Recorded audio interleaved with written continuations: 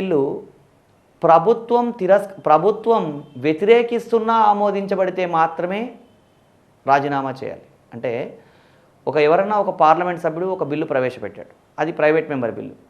ఆ బిల్లును ప్రభుత్వం వ్యతిరేకిస్తున్నప్పుడు ఆ బిల్లు ఆమోదించబడితే ప్రభుత్వం రాజీనామా చేయాలి తప్ప ప్రైవేట్ మెంబర్ బిల్లు ఆమోదించబడ్డంత మాత్రాన రాజీనామా చేయాల్సిన అవసరం లేదండి. మీరు గతంలో గమనించారు, లగడపాటి రాజగోపాల్ అనే వ్యక్తి పార్లమెంట్లో సభ్యులు హూందాగా ఎలా వ్యవహరించాలి అనే ఒక ప్రైవేట్ మెంబర్ బిల్లు ప్రవేశపెట్టడం జరిగింది.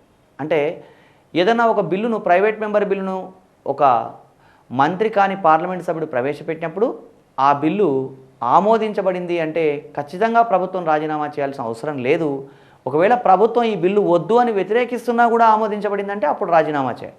ఎందుకంటే అప్పుడు ప్రభుత్వానికి మెజారిటీ లేదని భావించడం జరుగుతుంది కాబట్టి అప్పుడు రాజీనామా చేయాల్సి ఉంటుంది. ఇది మనకి public member bill, private member బిల్లుకు మధ్య ఉన్న తేడా. అంటే ఈ బిల్లు విషయంలో మనకి సాధారణ బిల్లుకి, ఆర్థిక బిల్లుకి మధ్య వ్యత్యాసం గమనించాం. అదేవిధంగా public member bill, private member బిల్లుకి మధ్య ఉన్న వ్యత్యాసం కూడా మనం తెలుసుకున్నాం.